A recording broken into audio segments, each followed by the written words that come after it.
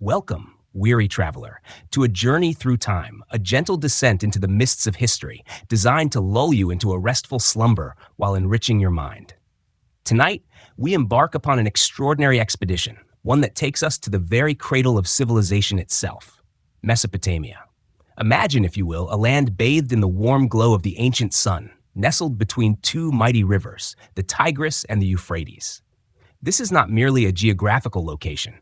It is the birthplace of so much that defines human experience, a place where the seeds of organized society, written language, complex laws, and monumental architecture were first sown.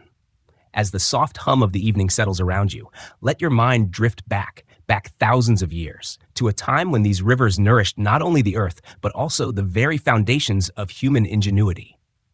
Mesopotamia, a Greek word meaning the land between the rivers, was an unlikely crucible for such profound developments. It was a region of both immense fertility, thanks to the annual flooding of the Tigris and Euphrates, and challenging unpredictability. These floods, while depositing rich, life-giving silt, could also be devastating, sweeping away homes and livelihoods.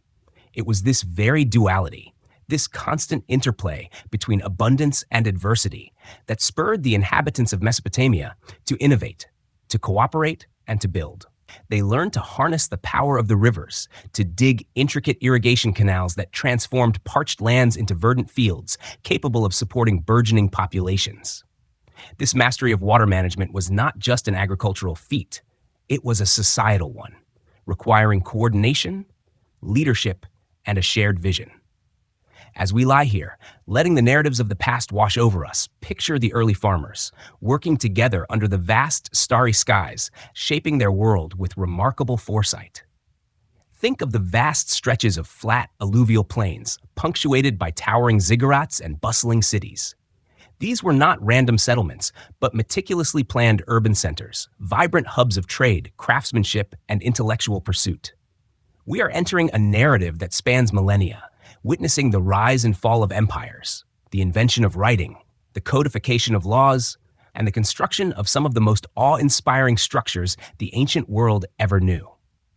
Our journey will be a calm and measured one, designed not to excite but to soothe, allowing the knowledge to gently seep into your consciousness.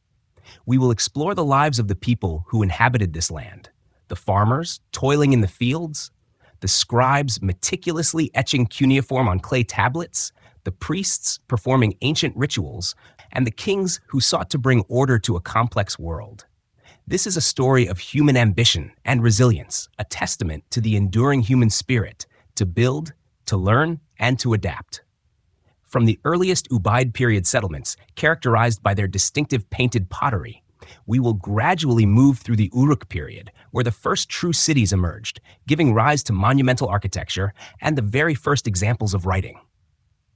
Imagine the sheer wonder of those early city dwellers, gazing upon the colossal ziggurat of Uruk, a man-made mountain reaching towards the heavens, a symbol of their collective power and devotion. As your breathing deepens and your body relaxes, visualize the bustling markets, the workshops filled with the clang of metal and the scent of clay, the sounds of a civilization awakening. Our focus throughout this gentle exploration will be on understanding the gradual evolution of Mesopotamian society, rather than dwelling on the dramatic events of war and conquest. We will emphasize the cultural contributions, the innovations that laid the groundwork for future civilizations, and the daily rhythms of life that shaped the experiences of countless individuals. Consider for a moment the profound impact of cuneiform, the wedge-shaped writing system developed by the Sumerians. This was not merely a way to record transactions. It was a tool for knowledge, for law, for literature, allowing ideas to transcend the spoken word and endure through time. Imagine a scribe sitting patiently, pressing a stylus into soft clay, preserving stories, laws, and administrative records for posterity. This invention alone revolutionized human communication and record-keeping, a quiet revolution that echoes even in our digital age. The history of Mesopotamia is a tapestry woven with threads of diverse peoples and cultures. We will encounter the Sumerians, the pioneers of urbanism and writing, the Akkadians, who forged the world's first empire, the Babylonians, famous for their legal code and astronomical observations, and the Assyrians, renowned for their military prowess and impressive libraries. Each of these groups, in their turn, contributed unique elements to the rich mosaic of Mesopotamian civilization, building upon the achievements of their predecessors, while also leaving their own indelible mark. As we continue this tranquil journey, allow the names and concepts to gently settle in your mind, like silt settling on the riverbed, forming a deep and fertile foundation. As you drift closer to sleep, consider the enduring legacy of Mesopotamia. Many of the concepts we take for granted today, the 60-minute hour, the 360-degree circle, foundational myths that resonate in later religious texts, the very idea of a city itself, can trace their origins back to this remarkable land. It was a place of continuous innovation, where practical solutions were found for complex problems, and where the human intellect flourished in unprecedented ways. The quiet wisdom of the ancients, the lessons learned from the interplay of nature and human endeavor, all await you in the gentle currents of this historical narrative. Let the stories of these pioneering people soothe your mind and prepare it for a night of deep, restorative rest, where history itself becomes a comforting lullaby. As our gentle journey through the mists of time continues, we now arrive at the very dawn of urban civilization, a period known as the Uruk period, and the remarkable people who pioneered it, the Sumerians. Imagine, if you will, the broad, flat plains of southern Mesopotamia, where around 4500 BCE, small agricultural villages began to slowly transform. The need for more organized irrigation, the desire for greater protection, and the opportunities presented by surplus food production gradually led to people congregating in larger settlements. These weren't just bigger villages. They were something entirely new: cities. The city of Uruk, from which this period takes its name, stands as the prime example, growing from a collection of smaller communities into a sprawling metropolis of perhaps 50,000 to 80,000 inhabitants by its peak around 2900 BCE. To put that into perspective, for its time, it was a staggering concentration of humanity, a true wonder of the ancient world. Picture the bustling streets of Uruk, even in your mind's eye, as the twilight of ancient history settles. The air would have been filled with the sounds of daily life, the lowing of cattle, the chatter of merchants, the rhythmic pounding of hammers from coppersmiths, and the distant chants from the temples. Unlike earlier, more egalitarian villages, these nascent cities saw the emergence of a complex social hierarchy. At the apex stood the priest kings, figures who held both religious and secular authority, believed to be intermediaries between humanity and the gods. Beneath them were the various specialized laborers, artisans, scribes, soldiers, and administrators, each playing a vital role in the functioning of this intricate new society. The collective effort required to feed, house, and govern such a large population was immense, fostering innovations in administration and organization that would have ripple effects for millennia. One of the most profound innovations to emerge from Sumer was writing, specifically cuneiform. Before this, information was largely conveyed orally or through simple tokens and pictograms. But as the cities grew and trade expanded, the need for detailed record-keeping became paramount. How do you track vast quantities of grain, livestock, and goods? How do you administer a complex bureaucracy?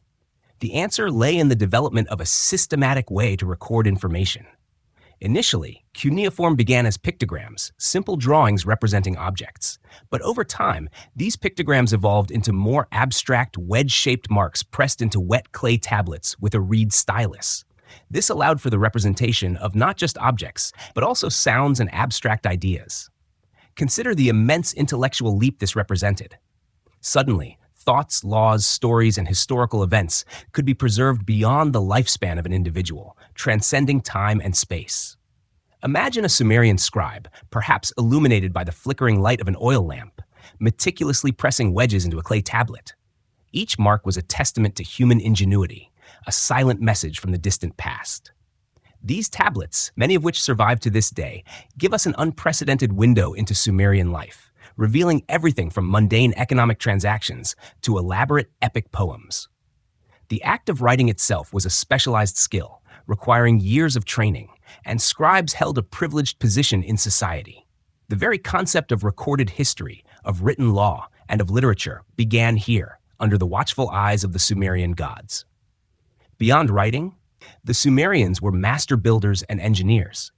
Their cities were dominated by magnificent structures known as ziggurats. These weren't just temples, but immense, stepped platforms topped by shrines dedicated to the city's patron deity.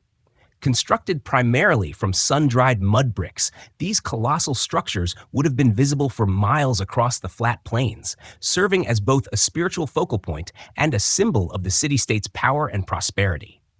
Imagine the sheer effort involved in constructing these monumental edifices without modern machinery. Thousands of laborers would have worked for years, hauling bricks, constructing ramps, and shaping the immense mounds of earth. The great ziggurat of Ur, though largely in ruins today, still evokes a sense of awe, its sheer scale, a testament to the Sumerians' architectural ambition and their profound religious devotion. The economic engine of Sumerian civilization was driven by agriculture, particularly the cultivation of barley and wheat, supplemented by date palms and livestock. The sophisticated irrigation systems were the lifeline, allowing for multiple harvests a year in an otherwise arid region. Surplus food was essential. It supported the non-agricultural specialists, the priests, soldiers, administrators, and artisans who contributed to the city's complexity.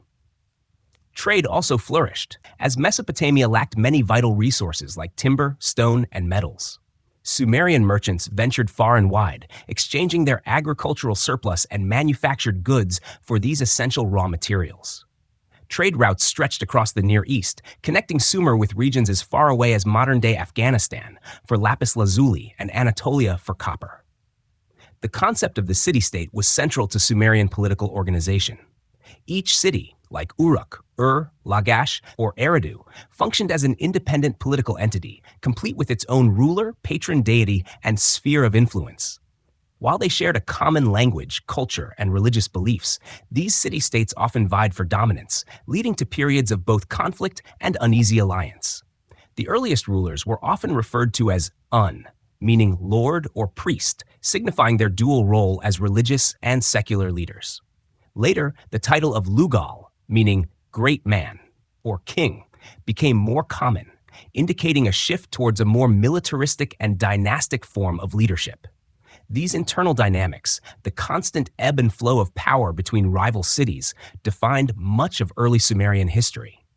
As we continue to drift through the quiet corridors of this ancient past, ponder the intellectual achievements of the Sumerians. Beyond writing and monumental architecture, they made significant strides in mathematics, developing a sexagesimal, base 60, number system, which is why we have 60 seconds in a minute, 60 minutes in an hour, and 360 degrees in a circle. They also possessed advanced astronomical knowledge, observing the movements of celestial bodies and using them to develop accurate calendars essential for agricultural planning and religious festivals. Their medical knowledge, though intertwined with magic and religious belief, also saw them perform basic surgical procedures and develop an extensive pharmacopoeia from plants and minerals. Imagine a Sumerian scholar, perhaps a priest, gazing at the night sky, charting the paths of the stars, seeking to understand the cosmos. This quest for knowledge, this desire to comprehend and quantify the world around them, truly set the Sumerians apart. Their rich mythology, recorded on countless clay tablets, speaks of creation myths, heroic deeds, and the capricious nature of the gods. The Epic of Gilgamesh, one of the world's oldest surviving works of literature, originates from Sumer, a tale of a legendary king's quest for immortality, grappling with themes of friendship, mortality, and the search for meaning. These stories not only entertained, but also served to transmit cultural values, explain the natural world, and provide a framework for understanding human existence. As the gentle current of our narrative carries us forward, let the imagery of ancient Sumer settle in your mind. The sun-baked bricks of colossal ziggurats reaching for the sky, the careful strokes of a scribe's stylus on a damp clay tablet, the rhythmic flow of water through an intricate network of canals, bringing life to the parched earth. The Sumerians laid the bedrock upon which subsequent Mesopotamian civilizations would build. Their innovations in writing, urban planning, law, and mathematics forming an enduring legacy that continues to shape our world in subtle yet profound ways. Their story is one of foundational beginnings, a quiet testament to the boundless potential of early human societies to organize, to create, and to imagine. Allow these visions to slowly fade as we prepare to transition into the next chapter of Mesopotamia's vast and captivating history. As the gentle currents of time carry us onward from the foundational Sumerian era, we now find ourselves drifting into a new, transformative chapter in Mesopotamian history, the rise of the Akkadian Empire. Imagine the scene around 2334 BCE. The independent Sumerian city-states, with their rich cultures and impressive innovations, had for centuries been engaged in both trade and intermittent conflict. Then, from the relatively obscure region to the north, a new power emerged, one that would fundamentally alter the political landscape of Mesopotamia and forge what many consider to be the world's first true empire. This was the work of a remarkable figure named Sargon of Akkad. Sargon's origins are shrouded in legend, much like many great figures of antiquity. Tales speak of him being a humble cupbearer to a king, or even abandoned as an infant in a basket on the Euphrates River, much like later mythical heroes. Regardless of his precise beginnings, Sargon possessed extraordinary ambition, military acumen, and political genius. He was a Semitic speaker, meaning his language was distinct from Sumerian, marking a significant cultural shift in the region. Sargon established his capital city, Akkad, the exact location of which remains unknown to archaeologists, but which must have been a magnificent center of power. From this base, he systematically embarked on a campaign of conquest, unifying the previously independent city-states under a single rule. Picture the shift in scale and organization. For the first time, a vast territory, stretching from the Persian Gulf to the Mediterranean Sea, was brought under the control of a single monarch. This was a monumental undertaking, far beyond the sphere of influence of any previous Sumerian city-state. Sargon achieved this not only through military might with his well-drilled army, but also through innovative administrative strategies. He appointed loyal governors, often his own family members, to rule conquered cities, replacing the traditional local rulers. This centralization of power was a groundbreaking development, laying the groundwork for future empires across the ancient world. As you relax deeper into this historical narrative, visualize the messengers on the ancient roads, carrying decrees from Akkad to distant corners of the empire, a testament to Sargon's organizational prowess. The Akkadian Empire was not merely a military conquest, it was also a period of significant cultural fusion. While Sumerian continued to be the language of religion and scholarship, Akkadian became the language of administration and everyday communication. This linguistic shift reflects the broader integration of Sumerian and Semitic cultures. Akkadian scribes adopted the cuneiform script developed by the Sumerians, adapting it to their own language. This cultural blend is evident in art as well, where Akkadian artists blended Sumerian artistic conventions with a new emphasis on royal power and militaristic themes. The famous victory stele of Naram-Sin, Sargon's grandson, is a superb example, depicting the triumphant king ascending a mountain over his fallen enemies, a powerful visual representation of imperial might. Under Sargon and his successors, particularly his grandson Naram-Sin, the Akkadian Empire reached its zenith.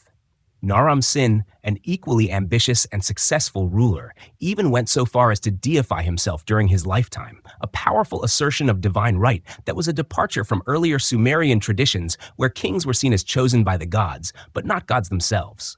This act reflected the growing power and prestige of the Akkadian kings, who commanded vast armies and immense resources.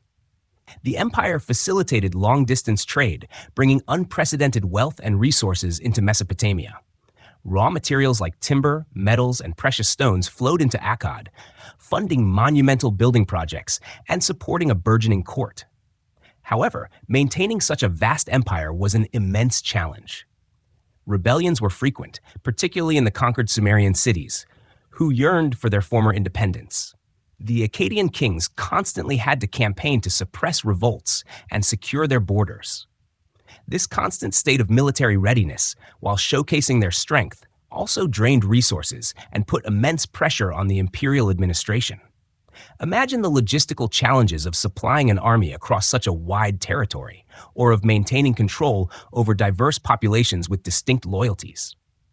The very scale of the empire that Sargon had so brilliantly forged also contained the seeds of its eventual decline.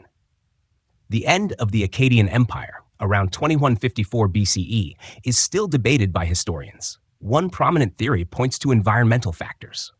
A severe and prolonged drought, evidenced by climate data, may have devastated agricultural production, leading to widespread famine and weakening the central authority's ability to feed its population and control its vast territories.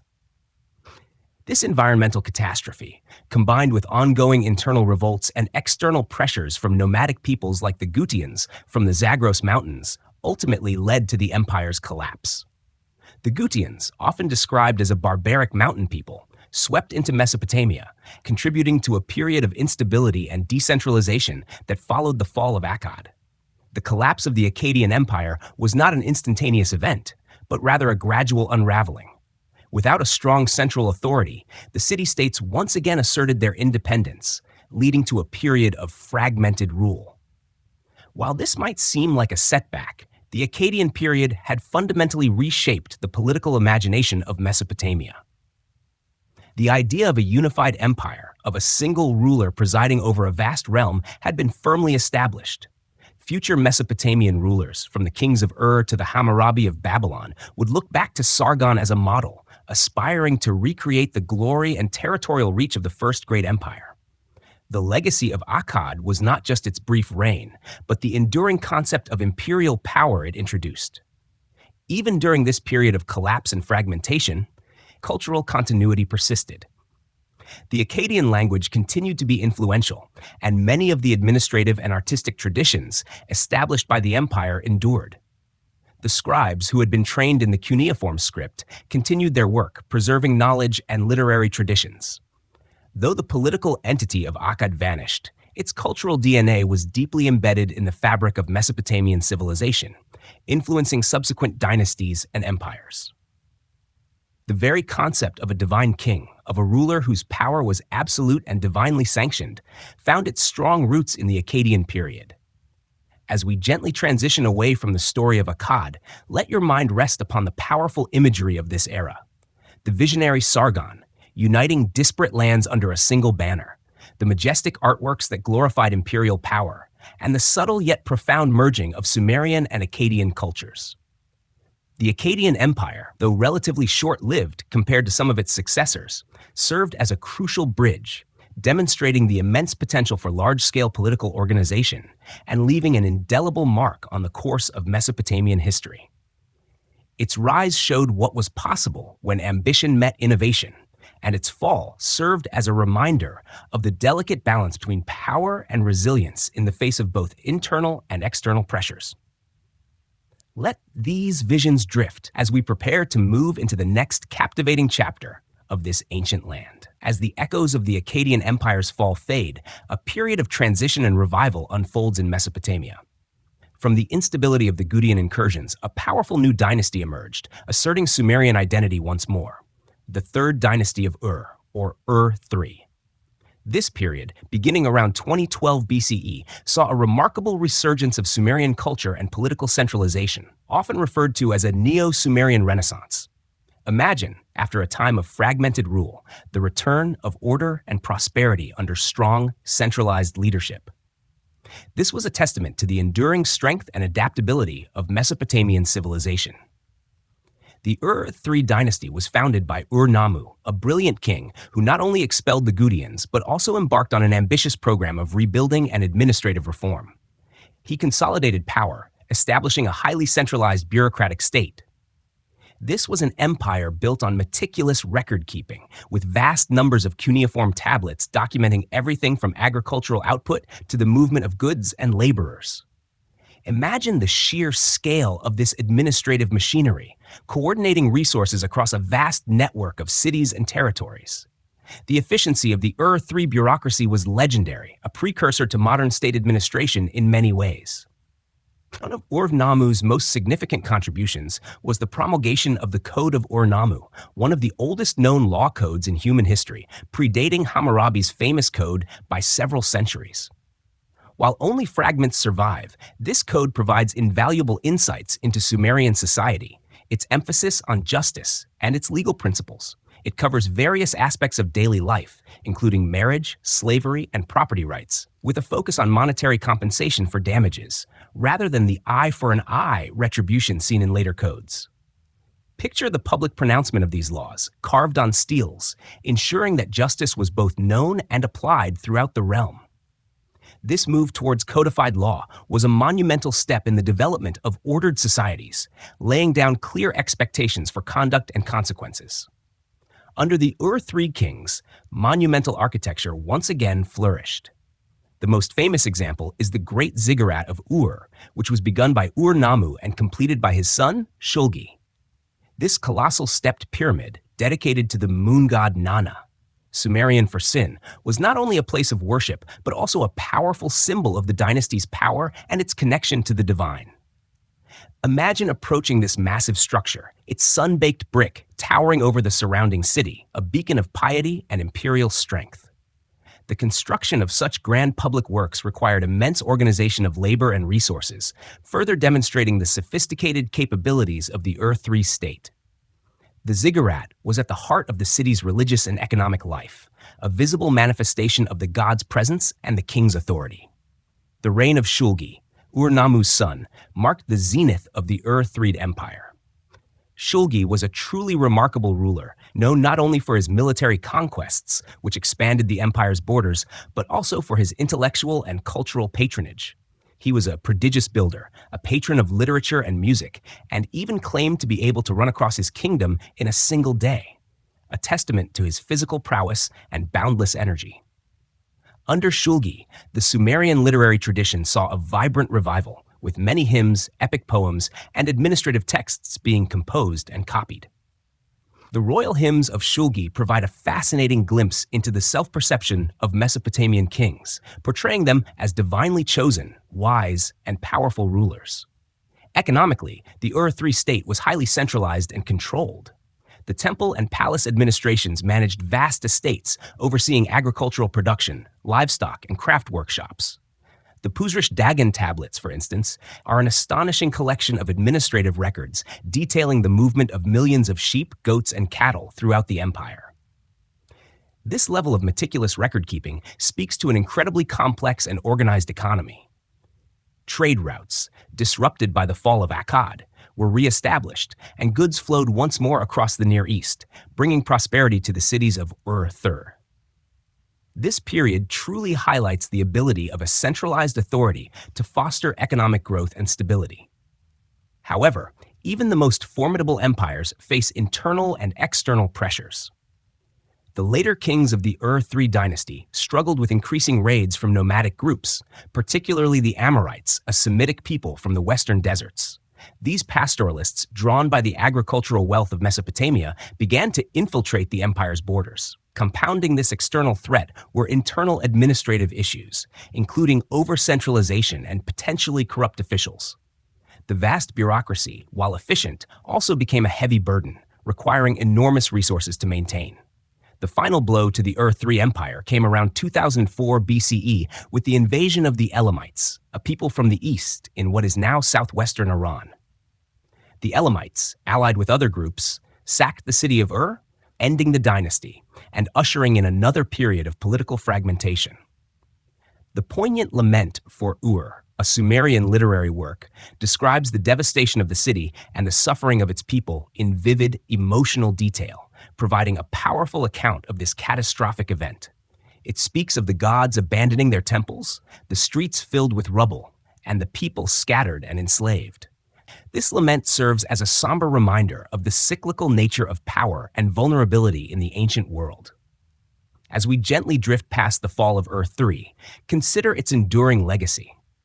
This period, though relatively brief, cemented many of the administrative and legal innovations that would define later Mesopotamian states. It demonstrated the power of a centralized bureaucracy, the importance of codified law, and the enduring cultural influence of Sumerian traditions. The monumental ziggurats and the vast collections of administrative tablets are silent witnesses to a highly organized and culturally rich society. The Ur-3 period was a bridge between the early Sumerian city-states and the great empires that would follow, a testament to the resilience of civilization in the Fertile Crescent. Let these images and concepts gently settle as we prepare to move towards the age of Hammurabi and the rise of Babylon. Having journeyed through the foundational Sumerian period and the fleeting grandeur of the Akkadian and Ur-3 empires, we now arrive at a particularly luminous chapter in Mesopotamian history, the Old Babylonian period. Following the collapse of the Ur-3 dynasty and a subsequent period of political fragmentation, a new power began to consolidate in central Mesopotamia. This was the city of Babylon, a name that would, for centuries, evoke images of splendor, power, and innovation. Imagine a vibrant city slowly rising to prominence, its destiny shaped by a series of shrewd and ambitious rulers, culminating in one of the most famous figures of the ancient world. The city of Babylon, strategically located on the Euphrates River, grew in strength under the rule of its Amorite kings. The Amorites, a Semitic people who had gradually migrated into Mesopotamia, adopted and adapted Mesopotamian culture, integrating themselves into the existing traditions while bringing their own dynamic influence. It was during this period, specifically around 1792 BCE, that Hammurabi ascended to the throne of Babylon. He was the sixth king of the first dynasty of Babylon, and his reign would mark a golden age, bringing unprecedented stability, prosperity, and legal reform to Mesopotamia. Picture Hammurabi not merely as a conqueror, though he was certainly a formidable military strategist, but as a meticulous administrator and a visionary statesman. He spent the early years of his reign consolidating his power within Babylon and its immediate surroundings. Then, through a combination of diplomatic maneuvering and decisive military campaigns, he expanded his control, eventually uniting all of Mesopotamia under his authority. He meticulously conquered rival city-states like Larsa, Mari, and Eshnunna, bringing their vast territories and resources into the Babylonian fold. The sheer scale of his conquests was reminiscent of Sargon's earlier achievements. But Hammurabi's legacy extends far beyond mere territorial expansion. Hammurabi's most enduring achievement, and arguably his greatest contribution to human civilization, is his famous law code.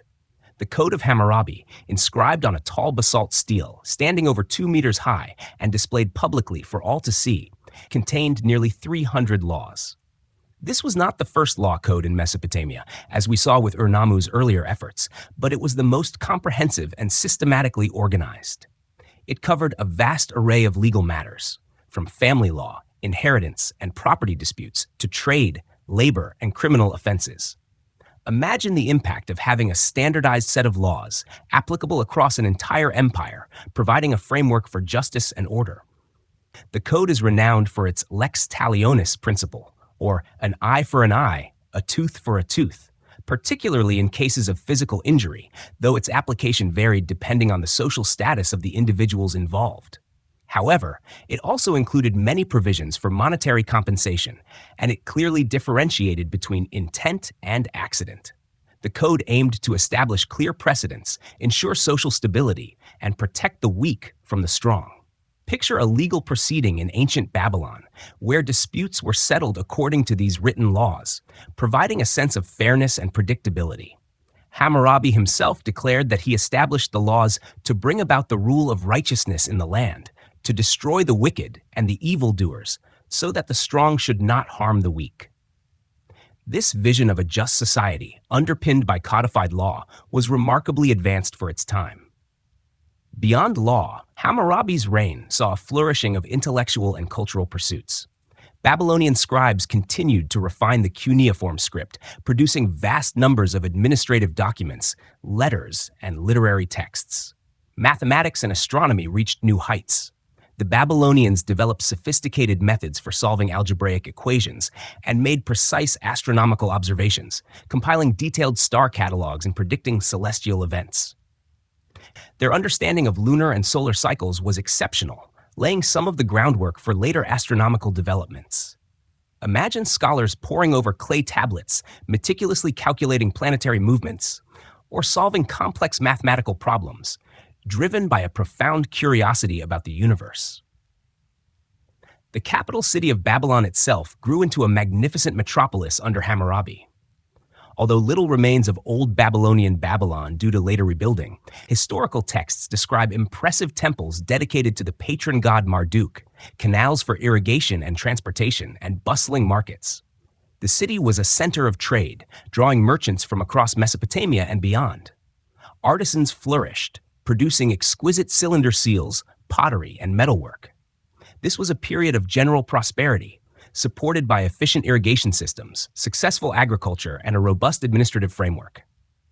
The wealth generated allowed for investment in infrastructure and the patronage of arts and sciences. The religious landscape of Babylon also evolved under Hammurabi. While various local deities continued to be worshipped, the god Marduk, the patron deity of Babylon, rose to supreme prominence. Hammurabi skillfully elevated Marduk's status, portraying him as the chief god of the entire Mesopotamian pantheon, thereby legitimizing Babylon's political dominance through divine sanction. The epic poem Enuma Elish, the Babylonian creation myth, recounts Marduk's rise to power, his victory over the primordial chaos monster Tiamat, and his creation of the world and humanity. This theological development mirrored and reinforced Babylon's political ascendancy. However, despite Hammurabi's brilliance, the old Babylonian Empire, like its predecessors, faced challenges. After his death, his successors struggled to maintain control over the vast empire. Internal rebellions, external pressures from invading groups like the Kassites, another group from the Zagros Mountains, and shifts in river courses that impacted irrigation all contributed to the empire's decline. The highly centralized system that Hammurabi had so effectively established became difficult to manage without his exceptional leadership. The final demise of the Old Babylonian Empire came around 1595 BCE with a devastating raid by the Hittites, an Indo-European people from Anatolia.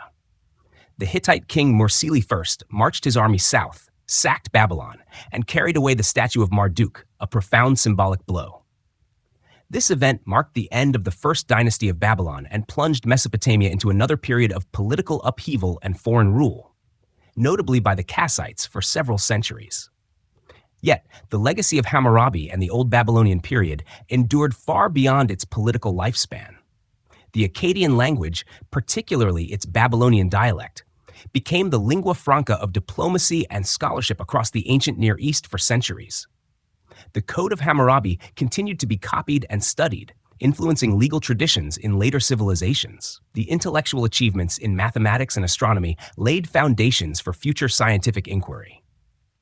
Even the idea of Babylon as a center of power and culture, a vibrant metropolis, would linger in the collective memory, inspiring later kings to rebuild and reclaim its former glory. As we gently drift from the golden age of Old Babylon, let your mind rest upon the image of the great stele of Hammurabi's code, a silent testament to ancient justice. Consider the enduring impact of systematic law, intellectual curiosity, and a unified vision for society. The Old Babylonian period represents a peak of Mesopotamian achievement, a time when order and innovation flourished under the guidance of a truly remarkable king. These are the thoughts that can accompany you now, as we prepare to move into the formidable era of the Assyrian Empire. As the memory of Old Babylon's golden age recedes, and the quiet centuries of Kassite rule pass gently by, a new and formidable power begins to coalesce in the northern reaches of Mesopotamia, the Assyrian Empire. Imagine a stark landscape, quite different from the fertile plains of the south, characterized by rugged hills and a more challenging climate. It was here, in the region around the city of Ashur, that a people known as the Assyrians would forge an empire of unprecedented scale, military might, and administrative sophistication, dominating the Near East for centuries. The Assyrians were a Semitic-speaking people, sharing linguistic roots with the Akkadians, and they traced their lineage back to the Old Akkadian period. Their history spans a long duration, but it is the Neo-Assyrian Empire, flourishing roughly between 911 and 609 BCE, that truly stands out as a period of immense imperial expansion and cultural impact. This was an era defined by iron, large-scale professional armies, and an unyielding will to dominate. As you sink deeper into relaxation, picture the immense, well-organized Assyrian war machine, a force that struck fear and awe across the ancient world. Unlike earlier empires that relied on a combination of diplomacy and conquest, the Neo-Assyrians perfected the art of systematic warfare and imperial control. Their military was perhaps the most advanced of its time, equipped with iron weapons, siege engines, and a highly disciplined fighting force that included chariots, cavalry, and infantry. They developed sophisticated siege tactics, capable of breaching even the strongest city walls, and employed psychological warfare, often depicting their conquests and the fate of their enemies in graphic detail on their palace reliefs to deter rebellion. Imagine the thundering hooves of their cavalry, the disciplined march of their soldiers, and the ingenious mechanisms of their siegecraft. The Assyrian kings, such as Ashurnasirpal II, Shalmaneser III, Tiglath-Pileser III, Sargon-Second, Sennacherib, Esarhaddon, and Ashurbanipal, were not just military commanders. They were also master administrators. They implemented a highly centralized system of governance, dividing their vast empire into provinces, each overseen by a loyal governor responsible for collecting tribute, maintaining order, and supplying troops. They built an extensive network of roads, equipped with staging posts, to facilitate rapid communication and troop movement across their vast dominion, from Egypt to Elam. This efficient communication and logistical infrastructure was vital for maintaining control over such a widespread empire. One of the most characteristic and often brutal policies of the Neo-Assyrian Empire was the practice of mass deportation. Conquered populations were often forcibly resettled to distant parts of the empire, a strategy designed to break their resistance, disrupt local loyalties, and integrate them into the Assyrian economy and society. While this policy caused immense suffering, it also inadvertently led to a widespread cultural exchange, spreading Assyrian administrative practices, language, and artistic styles across the Near East. Beyond their military prowess, the Assyrians were also patrons of art and scholarship. Their royal palaces, particularly at cities like Nimrud, Kala, Khorsabad, Dur-Sharrukin, and Nineveh, were colossal structures adorned with magnificent bas-reliefs. These reliefs, carved from alabaster, depicted scenes of royal hunts, military campaigns, and ceremonial events, providing invaluable visual documentation of Assyrian life, beliefs, and triumphs. They are masterpieces of ancient art, meticulously detailed and brimming with dynamic energy. Imagine strolling through these ancient palace halls, surrounded by these vivid depictions of imperial power and grandeur. Perhaps the most significant intellectual achievement of the Neo-Assyrian period was the creation of the Library of Ashurbanipal at Nineveh. Ashurbanipal, one of the last great Assyrian kings, was a highly educated and scholarly monarch. He amassed an enormous collection of cuneiform tablets from across Mesopotamia, including literary works, historical annals, omens, medical texts, and religious rituals. This library, containing tens of thousands of tablets, was a deliberate effort to preserve the vast intellectual heritage of Mesopotamia, from the earliest Sumerian myths to the administrative records of his own time. It is largely thanks to Ashurbanipal's foresight that we have access to so much of Mesopotamian literature and knowledge today, including a near-complete version of the Epic of Gilgamesh. Consider the immense value of this library. It was a treasure trove of ancient knowledge, preserved on durable clay, waiting for discovery thousands of years later. Imagine the quiet dedication of the scribes who copied these texts, ensuring that the wisdom of generations would not be lost. This act of preservation reflects a profound respect for intellectual heritage, a testament to the Assyrians' recognition of the power of knowledge, even amidst their pursuit of military dominance. The Assyrian religion, centered on their chief god, Ashur, was deeply intertwined with their imperial ambitions. The king was seen as the chosen representative of Ashur on earth, and military conquests were often portrayed as holy wars, sanctioned by the deity. This religious ideology provided a powerful justification for their expansionist policies and helped to unify their diverse empire under a shared purpose. However, the very vastness and militaristic nature of the Assyrian Empire also contained the seeds of its downfall. Constant warfare and the brutal suppression of rebellions drained resources and fostered deep resentment among conquered peoples. The empire became overstretched, and maintaining control over such diverse territories became increasingly difficult.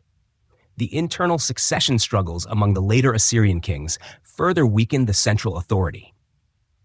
Around the late 7th century BCE, a coalition of resurgent powers, primarily the Babylonians under the new Chaldean dynasty, and the Medes, an Indo-European people from ancient Iran, rose up against their Assyrian overlords.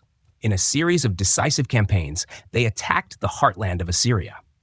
The great city of Ashur fell in 614 BCE, and the magnificent capital of Nineveh, once thought impregnable, was besieged and destroyed in 612 BCE.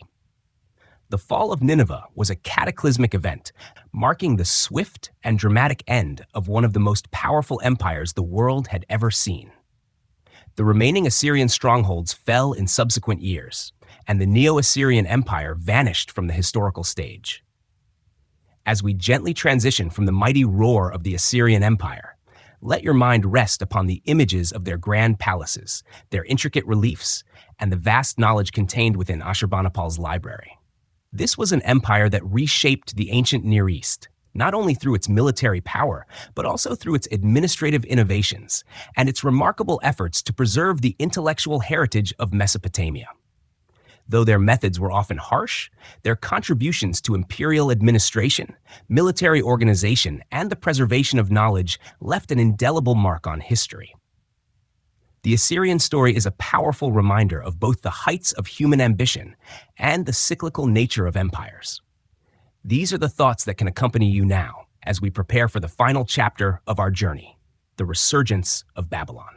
As the formidable shadow of the Neo-Assyrian Empire recedes into history, consumed by the very fires it so often ignited, a phoenix-like resurgence occurs in the ancient land of Mesopotamia.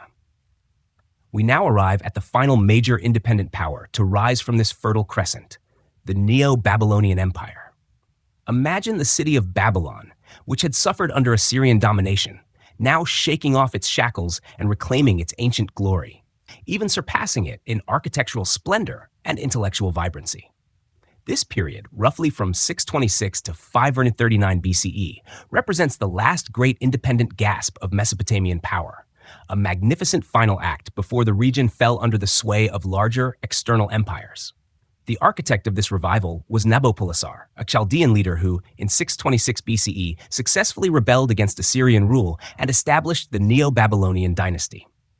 He was a shrewd military commander, forming a powerful alliance with the Medes, who had also suffered under Assyrian expansion. Together, they relentlessly attacked the Assyrian heartland, culminating in the decisive fall of Nineveh in 612 BCE, an event that heralded the dramatic end of Assyrian dominance. Imagine the collective relief and jubilation in Babylon as the news of their old oppressor's defeat spread. However, it was under Nabopolassar's son, Nebuchadnezzar II, who reigned from 605 to 562 BCE, that the Neo-Babylonian Empire reached its zenith. Nebuchadnezzar was a monumental figure, both a formidable military leader and an unparalleled builder. He inherited a vast empire carved from the remnants of Assyria, stretching from Mesopotamia proper to Syria, Palestine, and parts of Anatolia. His reign saw continuous military campaigns, most famously the conquest of the Kingdom of Judah and the destruction of Jerusalem in 586 BCE, leading to the Babylonian captivity of the Jews, an event with profound historical and religious significance. But it is perhaps Nebuchadnezzar's building program that truly defines his legacy and the grandeur of the Neo-Babylonian period. He transformed Babylon into one of the most magnificent cities of the ancient world, a true wonder that captured the imagination of later generations. Picture, in your mind's eye, the colossal city walls, so wide that chariots could race along their tops. Imagine the Ishtar Gate, a breathtaking entrance adorned with glazed bricks depicting lions, bulls, and dragons in vibrant blue, yellow, and white, leading into the heart of the city. This gate, a masterpiece of ancient art and engineering, was part of a grand processional way used for religious festivals, a spectacle of color and majesty. At the heart of Babylon stood the monumental Etemenanki, the great ziggurat dedicated to Marduk, which is believed to have been the inspiration for the biblical Tower of Babel. Though only its foundations remain today, contemporary descriptions suggest it was a towering structure, perhaps reaching 90 meters high, with a temple at its summit. Imagine ascending its many steps, gazing out over the sprawling city, feeling the immense power and devotion it represented. This ziggurat was not just a building, it was a cosmic mountain, connecting heaven and earth, a symbol of Babylon's centrality to the universe. And, of course, there are the legendary Hanging Gardens of Babylon, one of the seven wonders of the ancient world. While their exact location and even their existence remain subjects of scholarly debate, ancient accounts describe tiered gardens, lush with exotic plants and trees, irrigated by sophisticated machinery. Whether they were literal hanging terraces or simply grand elevated gardens, they speak to the immense wealth, engineering prowess, and aesthetic sensibilities of Nebuchadnezzar's reign. Imagine cascading greenery and fragrant flowers adorning the urban landscape, a verdant oasis in the heart of the arid plain. Culturally and intellectually, the Neo-Babylonian period continued the rich Mesopotamian traditions. Astronomy flourished, with Babylonian astronomers making incredibly precise observations of celestial movements, refining their calendar, and developing sophisticated methods for predicting eclipses. Many of their astronomical texts, inscribed on clay tablets, demonstrate an advanced understanding that laid foundations for Greek astronomy. Mathematics also continued to be a strong suit, with the Babylonians further developing their sexagesimal system and solving complex algebraic problems. The scribal schools continued to function, preserving the vast body of Mesopotamian literature and knowledge accumulated over millennia. The economy of the Neo-Babylonian Empire was robust, based on a combination of agriculture, extensive trade networks, and tribute from conquered territories. Babylon was a bustling commercial hub, attracting merchants from far-flung lands. The temples, particularly the Temple of Marduk, played a significant economic role, owning vast lands and employing numerous people. The city was a melting pot of cultures, with diverse populations residing within its walls, contributing to its vibrant intellectual and economic life. However, even this splendid empire would eventually face its inevitable decline. After Nebuchadnezzar's long and prosperous reign, a series of weaker kings followed, leading to political instability and internal strife. The empire became vulnerable to external threats. The rising power to the east was the Persian Empire, led by the astute and ambitious Cyrus the Great. Cyrus had already conquered the Medes, the traditional allies of Babylon, and established a vast new empire. The end came swiftly and relatively peacefully. In 5539 BCE, Cyrus's armies marched on Babylon. The final Babylonian king, Nabonidus, had alienated many powerful figures, including the Marduk priesthood, due to his focus on the moon god Sin and his long absence from the city. According to historical accounts, the Persian army entered Babylon without a major battle, famously diverting the Euphrates River to march under the city walls. The city opened its gates, and Cyrus was welcomed as a liberator. This event marked the definitive end of independent Mesopotamian rule. With the fall of Babylon to Cyrus the Great, Mesopotamia was incorporated into the vast Achaemenid Persian Empire. While Babylon remained an important imperial capital for the Persians and later for the Greeks under Alexander the Great, it never again ruled itself as an independent power. The focus of imperial power shifted westward, first to Persia, then to Greece and Rome. The great ziggurats and temples of Mesopotamia gradually fell into ruin, their cities becoming mounds of earth waiting for archaeologists to uncover their secrets.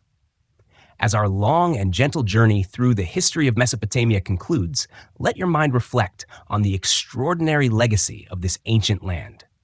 From the first stirrings of urban life in Sumer, through the imperial ambitions of Akkad and Assyria, to the intellectual and architectural splendor of Old and Neo-Babylon, Mesopotamia was a crucible of human civilization.